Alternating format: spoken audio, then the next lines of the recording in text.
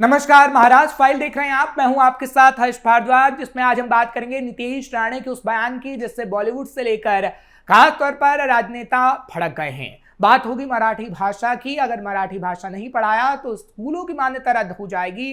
जिक्र करेंगे नेता वारिस पठान का। प्रधानमंत्री नरेंद्र मोदी पर प्रहार करके किस तरीके से फंसी है AIMIM। बात करेंगे आघाड़ी मेरार की और बताएंगे आपको कि कैसे TCS के बाद IT कंपनी में धर्मांतरण का खेल खेला गया।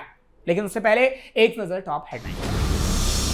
बॉलीवुड के खान एक्ट्रेस की वजह से लव जिहाद, नीतीश राणे के बयान से नया विवाद।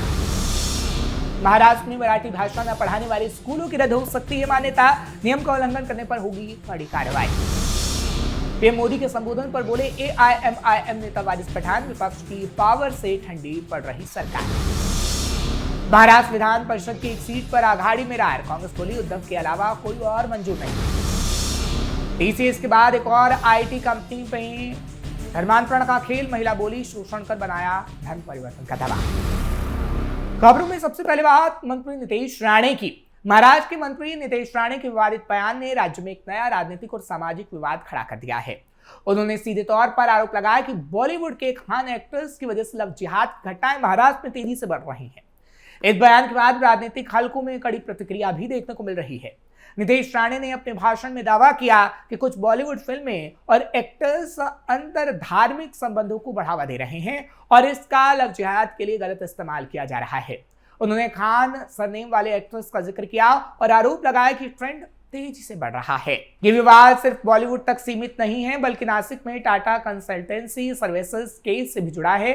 नासिक की एक IT कंपनी में भी धन परिवर्तन और यौन उत्पीड़न के आरोप सामने आए हैं। इस मामले में कई FIR दर्ज की गई हैं। कुछ आरोपियों को गिरफ्तार भी किया गया है। कुछ महिलाओं पर तो शादी का झांसा देकर उनके साथ संबंध बनाने और उन पर धन परिवर्तन कराने का आरोप है। इसी बैकग्राउंड में नीतीश राणे ने इस घटना को कॉर्पोरेट जिहाद कहा और दावा किया कि नौकरी के जरिए धर्म बदला जा रहा है। राणे ने मांग की है कि भविष्य में हिंदुओं को बड़ी कंपनियों में नौकरी दी जाए। राणे ने यह भी दावा किया कि इससे देश में लव जिहाद को रोका जा सकेगा। राणे के बयान से बॉलीवुड और राजनीति के बीच टकराव शुरू हो गया है। खान कलाकारों पर उन्हें टारगेट करने का आरोप लगा है, ऐसा कुछ राजनेता विपक्षी पार्टी कह रहे हैं। विपक्ष समाज में धार्मिक ध्रुवीकरण बढ़ाने का आरोप बीजेपी पर लगा रहा है। कुछ नेताओं ने भी स्टैंड लिया और कहा कि ऐसे मामलों को धार्मिक रंग नहीं दिया जाना चाहिए।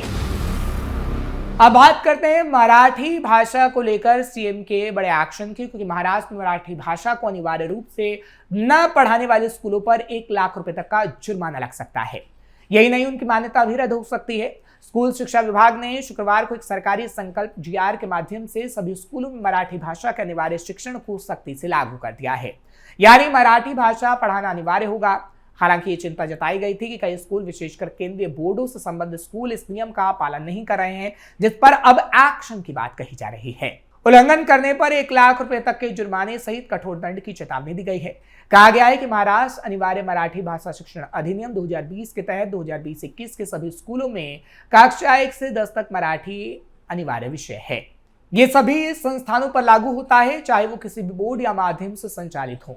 विभाग ने इस नियम के कार्यान्वयन की निगरानी के लिए संभागीय उप शिक्षा निदेशकों को सक्षम पदाधिकारी नामित किया है। शैक्षणिक वर्ष शुरू होने के 2 महीने के अंदर स्कूलों का निरीक्षण किया जाएगा, ताकि ये सुनिश्चित किया जा सके कि उनमें मराठी पढ़ाई जा रही है या फिर नहीं। उल्लंघन पाए जाने पर स्कूलों को नोटिस भेजा जाएगा। उनसे 15 दिनों के भीतर जवाब मांगा जाएगा, नहीं तो जुर्माना लगाया जाएगा।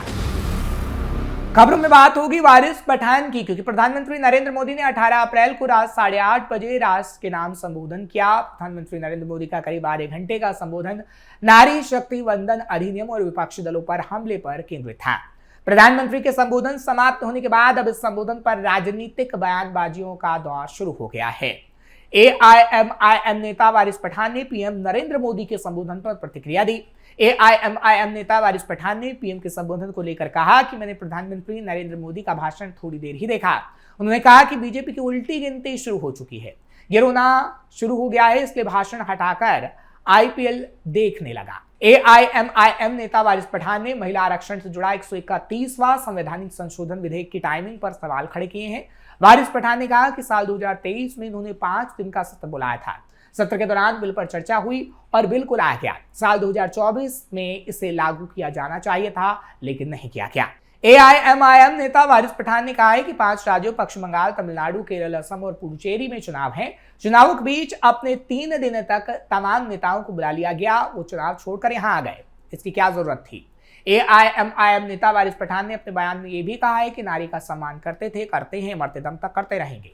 एआईएमआईएम नेता वारिस पठान ने कहा कि मेरा तो मानना है कि मां के पैरों के नीचे जन्नत है और इससे बढ़कर नारी का सम्मान क्या हो सकता है, लेकिन बीजेपी सिर्फ इस पर राजनीति करना जानती है।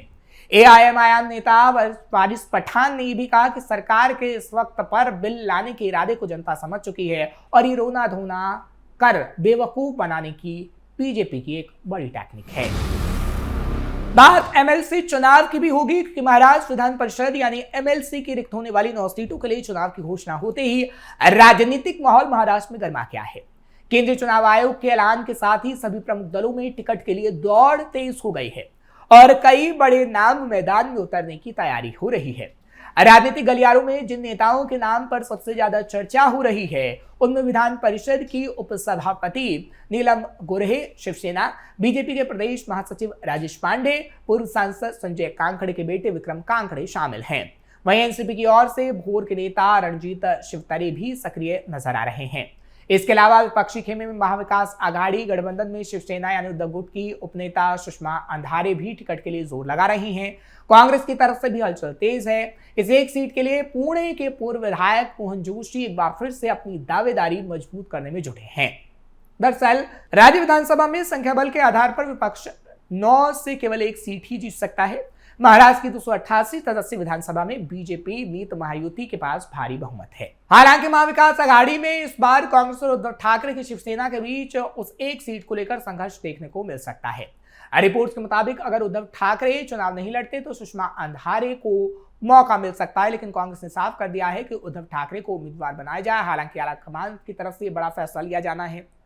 कांग्रेस की महाराष्ट्र इकाई के अध्यक्ष हर्षवर्धन सपकाल ने कहा है कि अगर शिवसेना के प्रमुख उद्धव ठाकरे विधान परिषद का चुनाव दोबारा नहीं लड़ना चाहते तो उनकी पार्टी उस एक सीट पर चुनाव लड़ना चाहती है।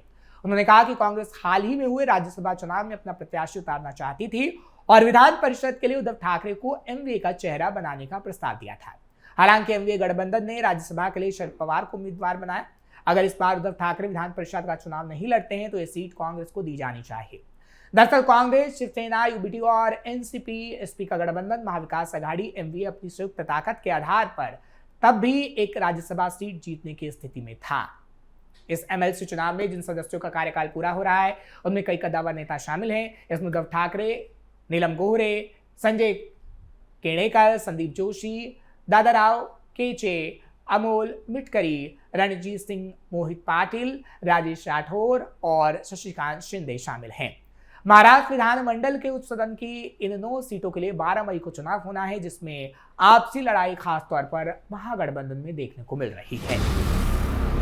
खबरों के आखिर में बात नासिक की करते हैं, क्योंकि महाराष्ट्र नासिक में टीसीएस के बाद एक और आईटी कंपनी से जुड़ा और गंभीर मामला सामने आया, जिसमें एक महिला के साथ कथित रूप से यौन उत्पीड़न और जबरन धर्म परिवर्तन का प्रयास किया गया। यह घटना उस समय चर्चा में आई जब पीड़िता की शिकायत के आधार पर नासिक के पंचवटी पुलिस स्टेशन में मामला दर्ज किया गया। पुलिस के मुताबिक इस मामले में आरोपी की पहचान तंजीर इनामदार के रूप में की गई है, जिसे फिलहाल हिरासत में लिया गया। दरअसल पीड़िता ने अपनी शिकायत में आरोप लगाया है कि आरोपी उसे अलग अलग स्थानों पर ले जाता था, जहां उसे जबरन शराब, सिगरेट पिलाई जाती थी और उसके साथ शारीरिक शोषण किया जाता था। इतना ही नहीं, पीड़ित ने यह भी आरोप लगाया कि आरोपी ने उसके गले से तुलसी की माला और कलाई से पवित्र धागा हटा दिया, यानी कलावे को हटा दिया। इसके बाद उस पर एक विशेष धर्म के रीति रिवाज अपनाने का दबाव बनाया गया, यानी मुस्लिम रीति रिवाज को अपनाने का दबाव। पीड़िता का कहना है कि आरोपी ने उसे गजवाए हिंद के प्रति निष्ठा की शपथ लेने के लिए मजबूर किया। दरअसल शिकायत के मुताबिक आरोपी ने युवती के साथ जबरदस्ती करते हुए उसकी तस्वीरें अपने मोबाइल फोन में खींची। बाद में जनवरी 2026 में उन्हीं तस्वीरों को वायरल करने की धमकी देकर उसे एक लॉज में ले जाया गया और उसके साथ दुर्व्यवहार किया गया। पुलिस को शक है कि आरोपी ने इसी तरह की हरकतें कई और युवतियों के साथ भी की होगी, यानी कई महिलाओं के साथ ये हरकतें की गई होंगी। हालांकि अभी तक इस मामले में केवल एक ही शिकायत सामने आई। फिलहाल पुलिस पूरे मामले की गहनता से जांच कर रही है और आरोपी से पूछताछ जारी है। इस घटना के सामने आने के बाद सुरक्षा व्यवस्था को लेकर सवाल उठ रहे हैं। हालांकि कहा जा रहा है कि इस मामले को लेकर फडणवीस काफी सजग हैं और आगे आने वाले समय में ऐसे धर्मांतरण के मामले सामने आएंगे तो और भी तगड़ा एक्शन होगा, क्योंकि इस मामले में टीसीएस के बाद जब आईटी कंपनी में यौन उत्पीड़न और धर्मांतरण का मामला सामने आया तो पुलिस काफी एक्टिव हो गई है। हालांकि मामले में कई लोगों की गिरफ्तारी हुई है, लेकिन महाराष्ट्र में सवाल लगातार उठ रहे हैं धर्मांतरण को लेकर। नीतीश राणे से लेकर कई बीजेपी के मंत्री सवाल उठा रहे हैं तो सीएम सफाई देते हुए नजर आ रहे हैं और एक्शन की बात कह रहे हैं। लेकिन सवाल फिर से वही उठ जाता है कि आखिर क्यों महाराष्ट्र के अंदर ही लगातार धर्मांतरण के मामले सामने आ रहे हैं और आखिर कब तक इन धर्मांतरण कराने वाले लोगों में खौफ पैदा होगा जिसके बाद ऐसी तस्वीर महाराष्ट्र से ना आ सके।